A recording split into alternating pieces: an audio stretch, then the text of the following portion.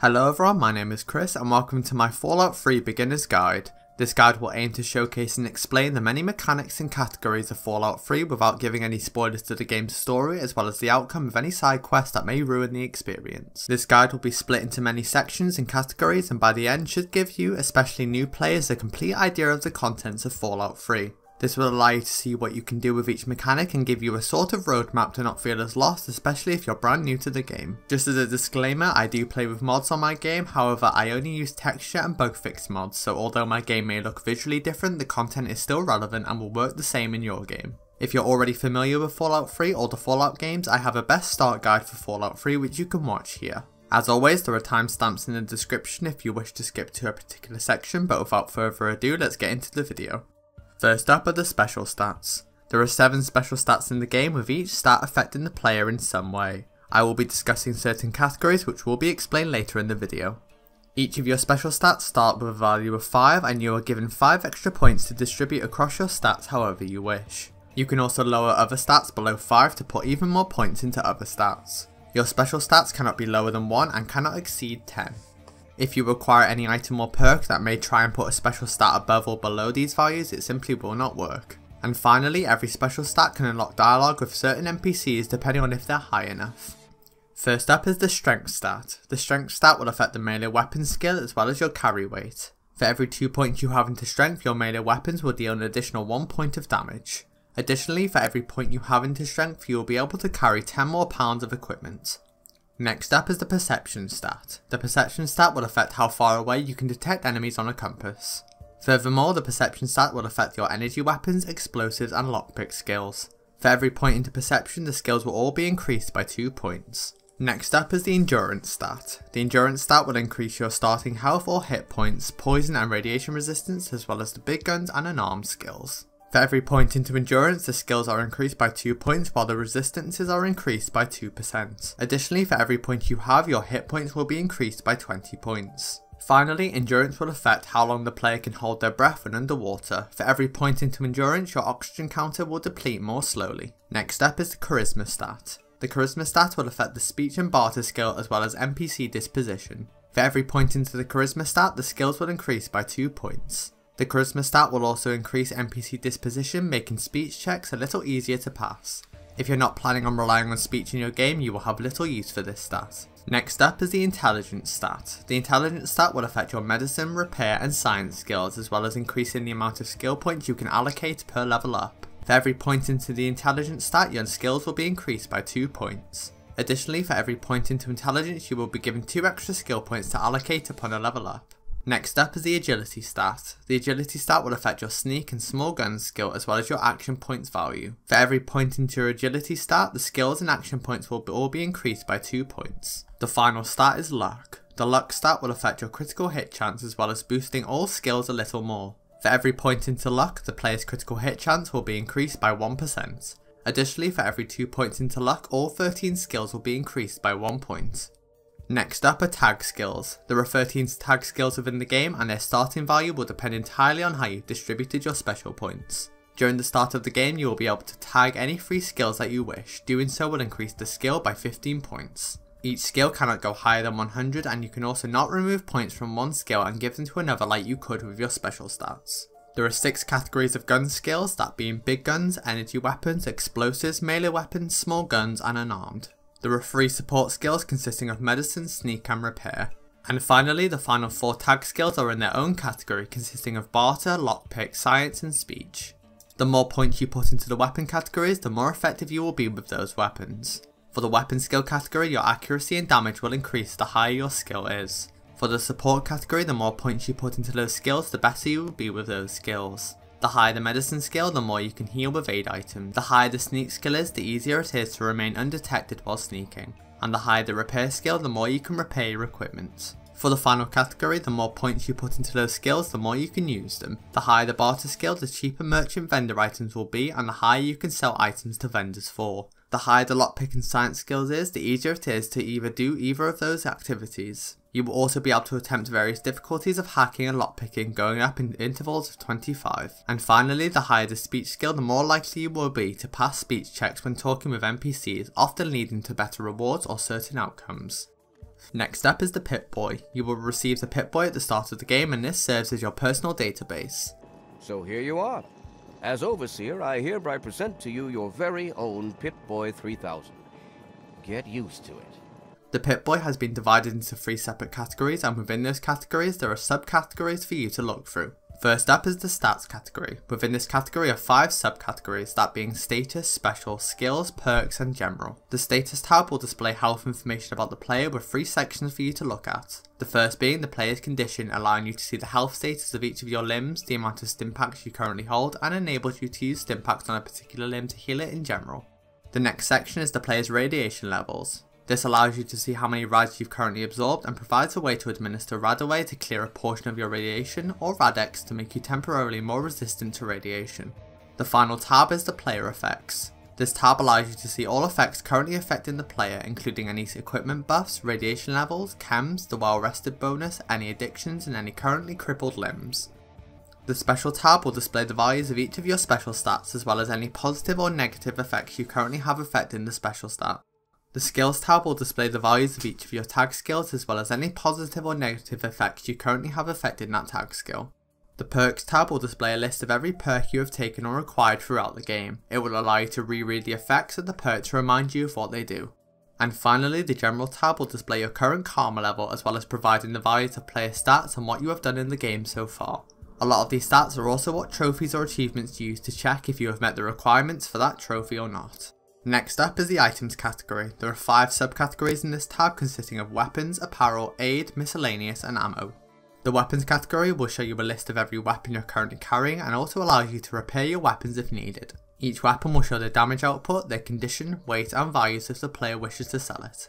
The apparel category will show you a list of every armor and apparel you're currently carrying and also allows you to repair your armor if needed. Each armor and apparel piece will show you their damage resistance, weight and value if the player wishes to sell it. The aid category will show you a list of all consumables you're currently carrying. This category is where you will consume aid items such as stimpaks, food and drink in order to heal yourself from damage. Furthermore, this tab is also where you can consume chems which provide a bonus effect but either at the cost of special stats or at the risk of becoming addicted. The miscellaneous category will show you a list of all scrap items, quest items and weapon schematics you're currently carrying. Finally, the ammo category will show you a list of all ammo types and amounts you're currently carrying. The final tab is the Data tab. Within this category are 5 subcategories, that being Local Map, World Map, Quests, Notes and Radio. The Local Map category will display a detailed map of the player's local area, however will only show details once the player has explored that particular section, otherwise it will remain blank.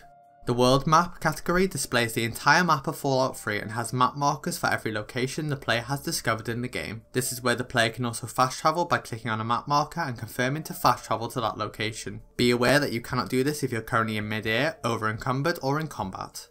The Quest category will display a list of every currently active quest as well as keeping track of every quest completed or failed. The Notes category will display a list of every piece of information the player has picked up, from notes to certain terminal entities to holotapes. This category is also how you can listen to holotapes. Simply scroll to the holotape you want to listen to and click on it to play.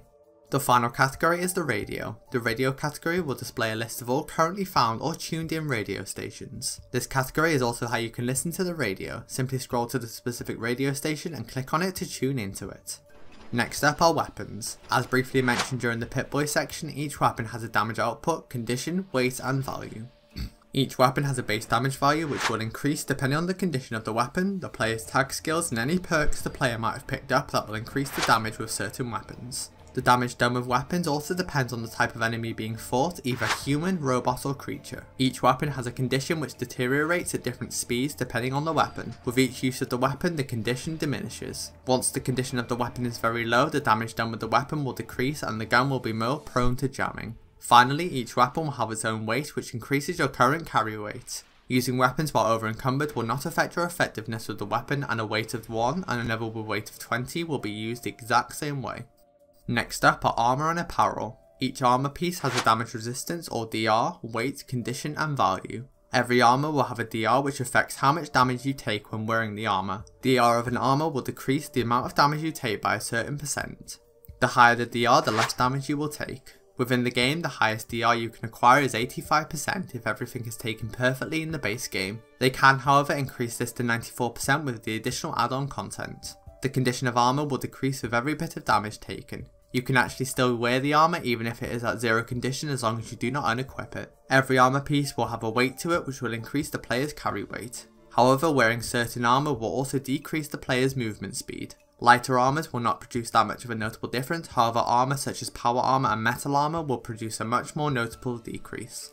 Next up are aid items. Aid items fall under 3 categories, that being food and beverages, healing and chems. Healing items such as Stimpaks, Radaway and Radex provide healing benefits such as Stimpaks healing health and Radaway removing radiation. In contrast, Radex provides a massive resistance to radiation temporarily. These items grant some sort of healing or benefit to the player with no downside. Food and beverages provide a similar effect, which is that it will mainly heal the player but comes at the cost of irradiating the player slightly. Some rarer food and drink will even provide bonuses to AP, HP and even special stats. However, this will become temporary but also may come at the cost of lowering other special stats or dosing the player with radiation.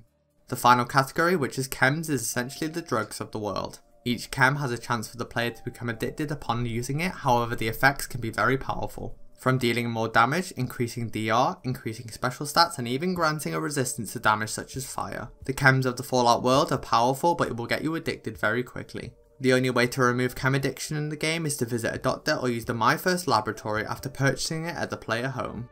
Next up is Chem Addiction. As mentioned in the previous section, if you become addicted to chems, you will only be able to remove the addiction by paying a doctor or by using the My First laboratory. Each Chem Addiction has a different withdrawal effect, mainly decreasing special stats in particular, however radiation resistance can also be affected. The chances of being addicted to a certain chem is different depending on the chem used. Although not a major downside, it is more of an annoyance and a game breaking decrease. Next up is the karma system. The game will keep track of your karma level with doing good deeds and choosing the good or more charity outcome, increasing your karma. You mean you don't want anything for it? I don't have any caps or anything. I can just have it for free? Thank you. Thank you so much. You've saved my life. Bless you. Welcome to Mega. And bad deeds from being mean to characters to enslaving them will lower your karma. The karma system does not impact nearly anything in the game, so it truly does not matter what rank your karma is. One of the only main aspects karma can affect is companions. Within the game, most companions need the player to be a certain karma rank in order to recruit them. Finally, if the player does not have neutral karma, they will be continuously hunted by either regulators if they have bad karma, or they will have a contract out on you on Talon Company if you have good karma. Despite this, they are a minor nuisance and can be killed quite easily. Next up are companions. I did a very detailed guide on how to acquire all companions in Fallout 3 which you can watch here. The player can have 2 companions at any one time in the game, one humanoid and one non-humanoid. As stated in the previous section, most companions will have a karma requirement for you to recruit them. Now that's what I like to hear. I'll be right behind you.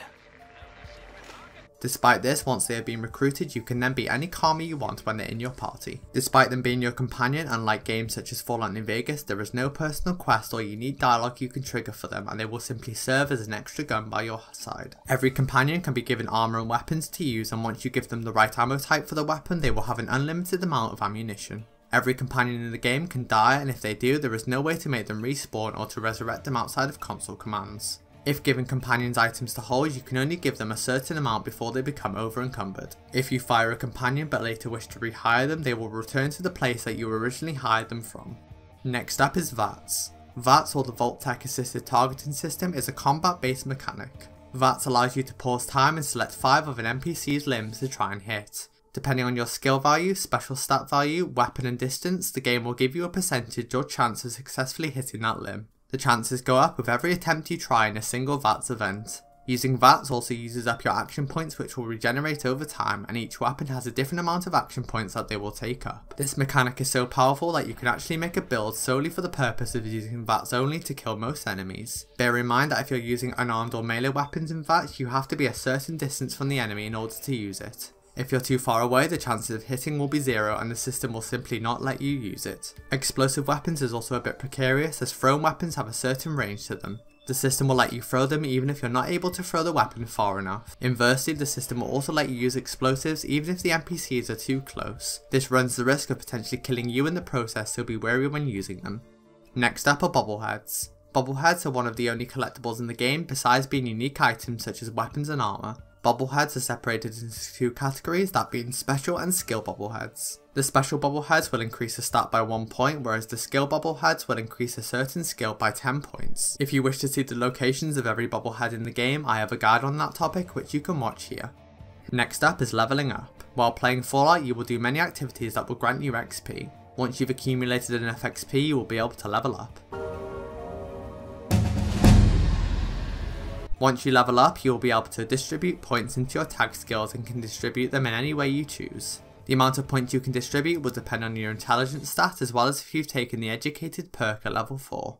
On the topic of leveling up, every time you level up, you will be able to pick a perk to take. Perks offer a variety of benefits to the player, from doing more damage, being more accurate, more XP, less damage to limbs, and the list goes on. Most perks also have 2 requirements in order to take them, one being the level the player must be, and the other needing the player to have a certain value into their special or tag skills. For example, the Little Leaguer perk has 2 requirements, that being you must be level 2 or higher and must have 4 or more into your strength. However, there are perks that have no requirements, such as the Intense Training perk that has no special or tag skill requirement and only needs you to be level 2 or higher. Next up are speech checks. In Fallout 3, when trying to convince an NPC for a more favourable outcome, you will have a certain percentage of being successful within the chat. I'm tired of hiding out here like some kind of wasteland dog. I guess you're right. Here, this is all I have. Please leave me alone now. Unlike sequels such as Fallout New Vegas where you need a certain value into your speech skill, Fallout 3 calculates the chances of success through a variety of ways. The check is calculated by your speech skill value, charisma value, whether your weapon is holstered or not, and the difficulty of the speech check. Despite this, you can bypass this chance by simply saving before the dialogue, and if you fail you can simply reload the save and try again until you successfully pass the check. Similar to speech checks, Fallout 3 also allows you to choose unique dialogue if you have a certain special stat that is high enough.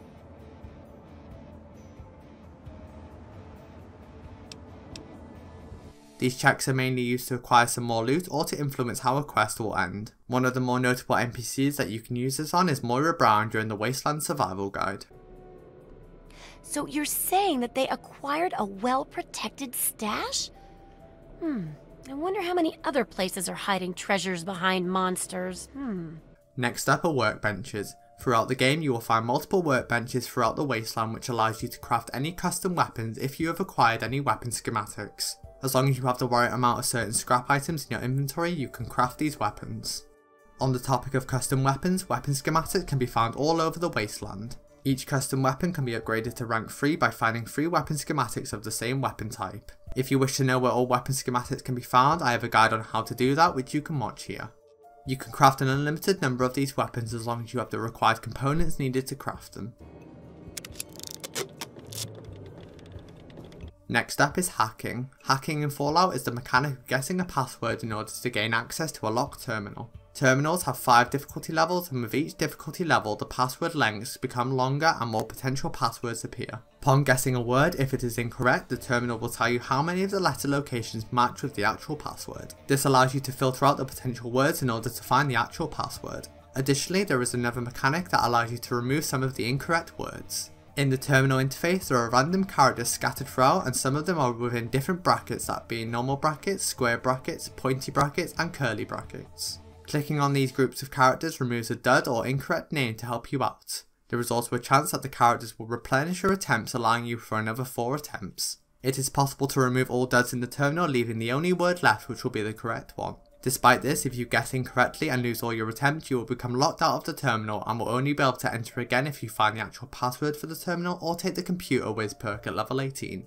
This perk allows you one more attempt if you become locked out of a terminal.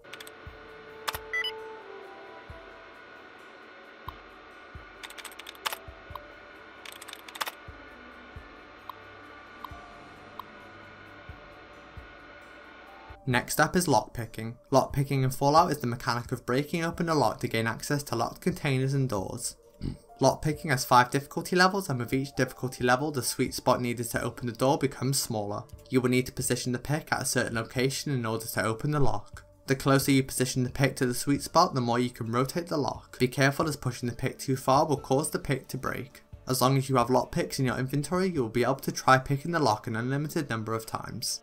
On the topic of lockpicking, Fallout also allows you to try and force the lock. Forcing a lock has a certain percentage of success, and if successfully will automatically pick the lock. The success percentage is calculated based on the difficulty of the lock as well as the player's lockpick skill value. Be aware that if you chance the lock and it fails, it will break, and therefore you will no longer be able to open the lock again unless you have the key for that particular lock. The only other way to regain access to the lock is take the Infiltrator perk. Upon taking this perk, all broken locks will become unbroken, giving you one more chance to open them.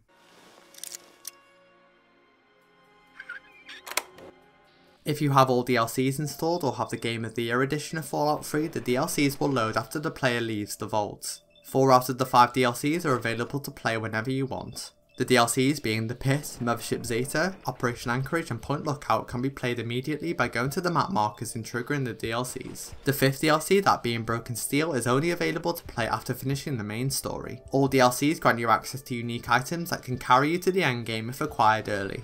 No DLCs have a level requirement or prerequisite for starting the DLCs aside from the Broken Steel DLC, so feel free to play them in any order that you wish.